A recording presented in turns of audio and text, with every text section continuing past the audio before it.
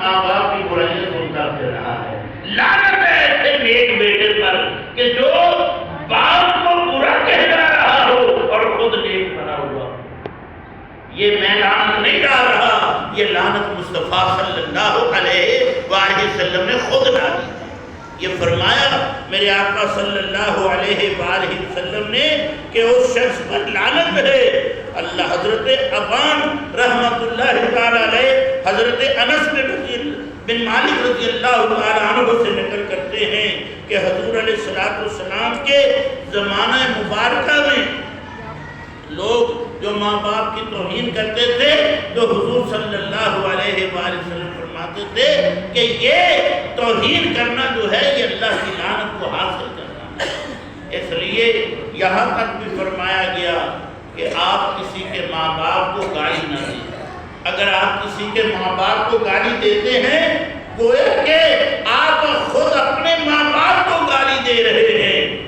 اگر آپ کسی کے ماں باپ کو گالی دے رہے ہیں تو یہ نہ سمجھو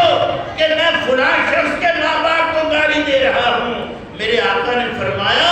گویا کہ تم اپنے ماں باپ کو گالی دے رہے ہو اور وہ لعنت کا مستحق ہے جو اپنے ماں باپ کو گالی دے۔ اور میرے آقا صلی اللہ علیہ وآلہ وسلم نے فرمایا کہ ماں باپ کو جو شخص برا کہتا ہے وہ اللہ تبارک و تعالیٰ کی طرف سے لعنت کا مستحق ہے۔ اور یاد رکھیں کہ حضور علیہ السلام نے فرمایا کہ اگر آپ کوئی برا عمل کرتے ہیں کسی شخص کے ساتھ اور وہ شخص یہ گالی دے دے کہ تیرے جمنے والوں پہ بھی لعنت ہے، لوگ کہہ دیتے ہیں نا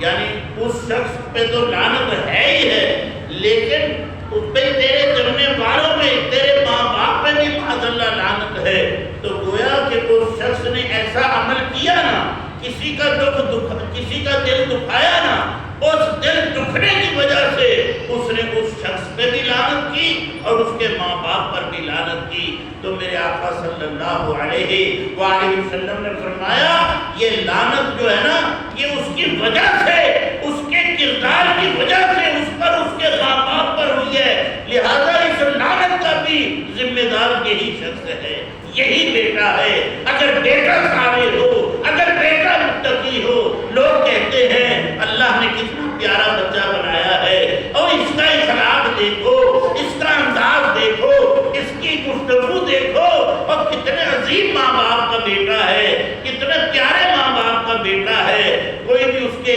یا اس کے ماں باپ کو گالی نہیں دیتا۔ تو فرمایا کہ یاد رکھو اگر تمہارے عمل سے کسی کا دل دکھتا ہے اور وہ دل دکھنے کی بنا پر وہ تیرے والدین کو گالی دے دیتا ہے تو گویا کہ یہ گالی بھی تو ہی اپنے ماں باپ کو نکلوا رہا ہے، گویا کہ تم نکال رہا ہے، اس لیے اس گالی پر بھی تجھے اللہ کی لعنت ہے۔ اللہ اکبر۔ اب آپ خود اندازہ فرمائیں یہاں سے اخلاق حسنہ کا کتنا بڑا درس ملتا ہے